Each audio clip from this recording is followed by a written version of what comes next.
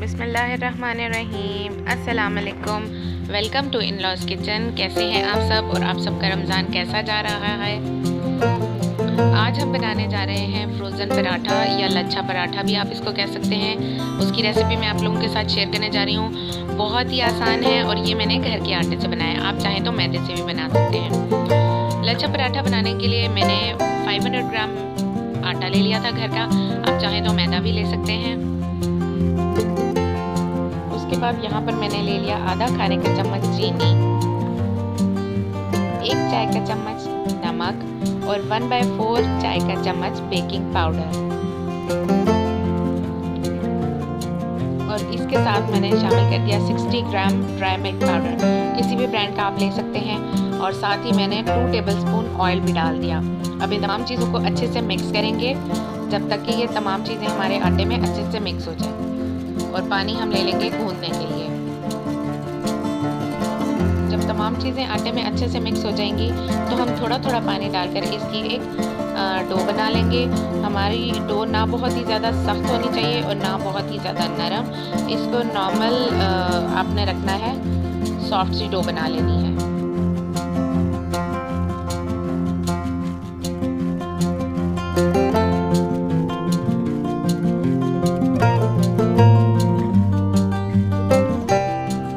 तकरीबन 5 से 7 मिनट तक मैं इसको भूनती रही हूँ और इसकी एक सॉफ्ट सी डो हमने बना ली है।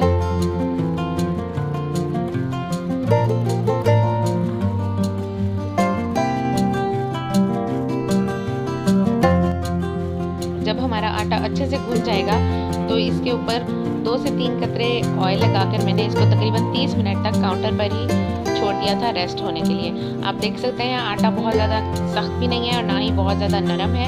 ये बिल्कुल मीडियम मैंने इसको गूंदा है। सॉफ्ट सा आटा है ये और इसके बहुत ज़बरदस्त पराठे बनेंगे हमारे। हल्का सा ऑयल लगाकर मैंने इसको 30 मिनट के लिए रख दिया था।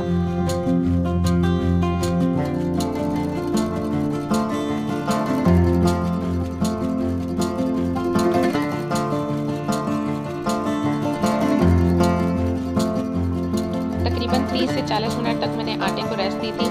अब देखिए हमारा आटा कितना ही अच्छा ज़बरदस्त सेट हो चुका है। तो अब हम इसके पेड़े बनाना शुरू करेंगे। पहले मैंने इसको थोड़ा सा काउंटर पे घी लगाकर उसको हल्का हल्का सा मसल लिया था ताकि हमारा आटा और भी अच्छा हो जाए।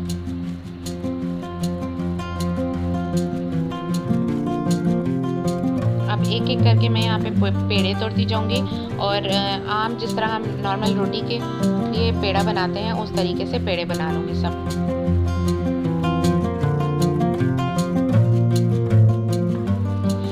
पेड़े हमारे सारे रेडी हो गए हैं। अब इनको एक एक करके मैं बेलती जाऊंगी। आप देखेंगे कि मैंने जो ऑयल लगाया था, घी लगाया था अभी, उसकी वजह से खुशका बहुत ही कम, बिल्कुल ना होने के बराबर मैं यूज़ करूँगी, जिसकी वजह से हमारे पराठे बहुत ज़्यादा सख्त नहीं होंगे और ना ही बहुत ज़्यादा उन पर खुशका लगा हुआ होगा। नॉर्मल इसको मैंने बेल लिया है रोटी की तरह। यहाँ पर मैं आपको 3 से 4 डिफरेंट तरीके बताऊंगी पराठा रोल करने के। आप कमेंट सेक्शन में मुझे ज़रूर बताइएगा कि आप किस तरीके से पराठा बनाते हैं।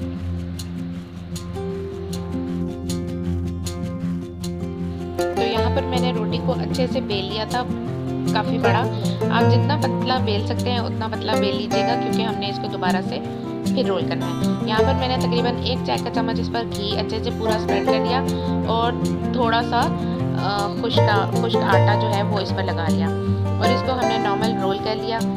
और बस हमने इसको लंबा सा रोल करके सिंपल इसको हाथ से यूँ फोल्ड कर दिया। मैं आप भी घर में इसी तरीके से पराठे बनाती हूँ। ये मुझे बहुत आसान भी लगता है और इससे बहुत ही अच्छे पराठे बनते हैं।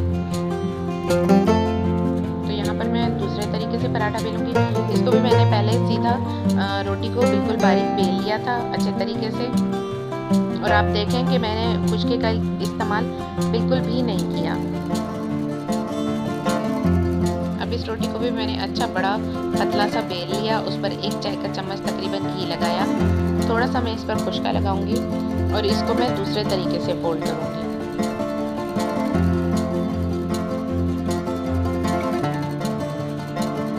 इसको फोल्ड करने के लिए मैंने इसको एक साइड से उठाना शुरू किया और उसके ऊपर दूसरी तह समझ लें कि आप लगाना शुरू कर दी।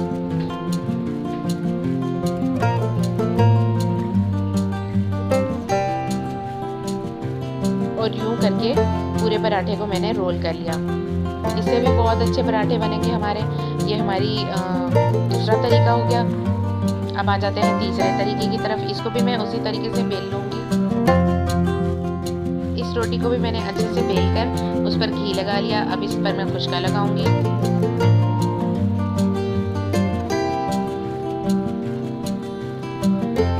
और इसको मैंने बस एक तरफ से उठाकर सीधा किया। ये खुद ही इस पर सलवटें बन जाती हैं और सिंपली उसको रोल कर लिया।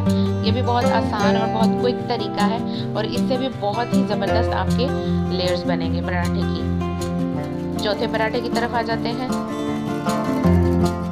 इसको भी मैंने सिंपल बेल कर घी लगाया और उस पर खुशका लगा लिया।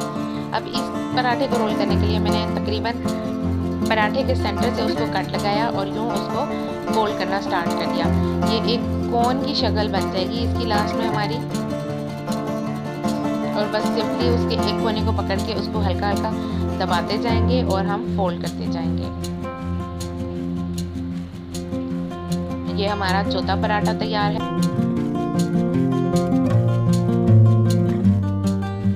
अब आ जाते हैं इनको बेलने की तरफ।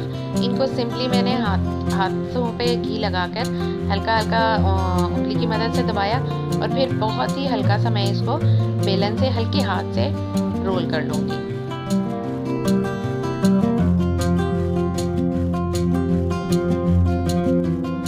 इस पराठे को मैंने ना तो बहुत ज़्यादा पतला बेला है और ना ही बहुत मोटा बेलाया है। जितना मुझे थिकनेस चाहिए थी, जब ये इतना बेल गया तो मैंने नीचे एक प्लास्टिक कवर रखा है, आप देख सकते हैं। उस पर मैंने पराठा रखा है। मेरे पराठे का साइज़ थोड़ा सा प्लास्टिक शीट से बड़ा हो गया था। बाज़ार में जो हम फ्रोज़न पराठे लेते हैं पैकेट वाले, या हम होटल पर जाकर खाते हैं, तो उनके साइज़ बहुत छोटे होते हैं। ये मैंने घर में बनाए हैं क्योंकि, तो इसलिए इनका थोड़ा सा साइज़ बड़ा हो गया था और ये इस प्लास्टिक शीट से थोड़े से बड़े हो गए थे जो मैंने कट करके रखी हुई है। लेकिन फिर भी इतना ज़्यादा इशू नहीं हुआ था। बस इसको मैंने नीचे एक प्लास्टिक रखी, ऊपर पराठा रखा और उसके ऊपर एक और प्लास्टिक रख दी ताकि ये आपस में जुड़े ना।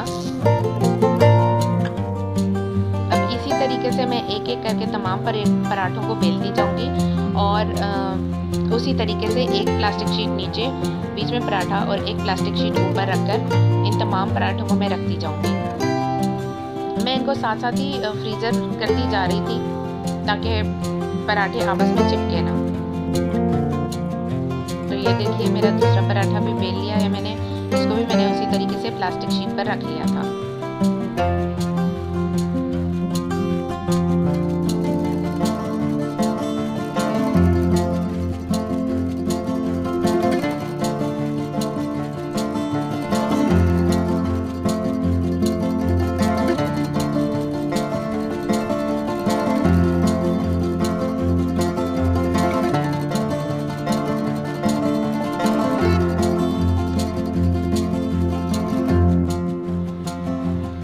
पराठे मैंने अच्छे से बेलकर इनको प्लास्टिक शीट पर मैं कवर करके फ्रीज़र में रख दिया था तकरीबन एक रात के लिए। आप भी इनको एटलीस्ट एक रात का टाइम ज़रूर दीजिएगा, उससे ये पराठे बहुत अच्छे से फ्रीज़ हो जाएंगे और सेट हो जाएंगे। तो चलिए अब इनको फ्राई करते हैं। ये नेक्स्ट डे का सीन है। आप देखिए माशाल्लाह मेरे तमाम पराठे बहुत ही अच्छे से फ्रीज़ हो गए थे, बिल्कुल कड़क कड़क, और ये एक दूसरे के साथ इसीलिए चिपके भी नहीं है क्योंकि मैंने इनके ऊपर नीचे दोनों तरफ प्लास्टिक शीट लगाई थी। तो चलें अब इनमें से मैं एक पराठा आप लोगों को फ्राई करके दिखा देती हूँ, क्योंकि रमज़ान है और कोई खाएगा नहीं तो ये पराठे ज़ाया हो जाएंगे अगर मैं बनाऊँगी, इसलिए मैं सिर्फ आप लोगों को एक बनाकर दिखा रही हूँ। तवे को मैंने अच्छे से गर्म कर लिया और उस पर तकरीबन आधा खाने का चम्मच ऑयल डाल दिया ताकि हमारा पराठा तवे के साथ चिपके ना। और अब आप देखें मैंने इसको बिल्कुल भी डीप फ्रॉस्ट नहीं किया है। ये जैसे ही मैंने फ्रीज़र से निकाला है बिल्कुल उसी टाइम ही मैं इसको तवे पर डाल दूँगी। तवा हमारा गर्म होना चाहिए। अब तकरीबन 10 से 15 सेकंड के लिए मैं इसको एक तरफ से सेकूँगी हल्का सा।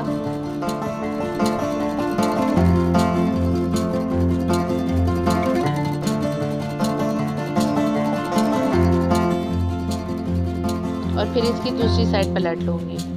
इसी तरीके से करते हुए मैं तकरीबन 15 से 20 सेकंड इस साइड को सेकूंगी और फिर दोबारा से पराठा पलटकर उस पर घी लगा दूंगी।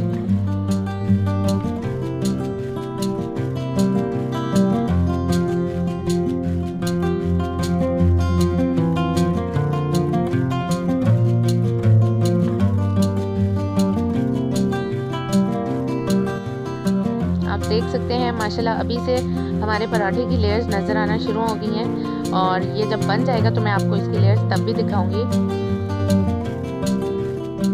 जब पराठे को तकरीबन 20-20 सेकंड मैंने अच्छे से दोनों तरफ से सेक लिया था और हल्का हल्का कलर आ गया था, तो मैंने उस पर तकरीबन 1 खाने का चम्मच घी डालकर उसको हल्के हल्के हाथ से दबाकर और यूँ साइडें टर्न कर करके उसको सेक लिया था।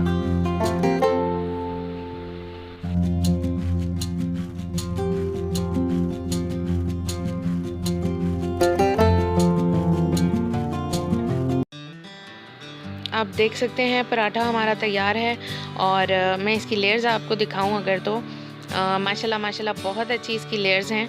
एक एक लेयर आपको नज़र आ रही होगी इसकी अलग होती हुई, और ये बहुत ही ज़्यादा सॉफ्ट भी था, बिल्कुल भी सख्त नहीं था, बहुत टेस्टी था। मैंने अपनी बेटी को बनाकर ये दिया था और उसने बहुत इंजॉय किया था माशाल्लाह। आप इसको ज़रूर घर पर ट्राई कीजिएगा, ये बहुत ही आसान है। आप चाहें तो इसको मैदे से भी बना सकते हैं, लेकिन मेरे कहने पर एक दफ़ा घर के नॉर्मल आटे से भी ट्राई कीजिएगा। रेसिपी अच्छी लगी हो तो इसको लाइक करके अपने फ्रेंड्स एंड फैमिली के साथ शेयर करना बिल्कुल मत भूलिएगा। अपनी कीमती राय का इजहार कमेंट सेक्शन में ज़रूर कीजिएगा और अगर आप नए हैं तो चैनल को सब्सक्राइब किए बगैर बिल्कुल मत जाइएगा। टेक केयर, अल्लाह हाफिज़, जज़ाकल्लाह।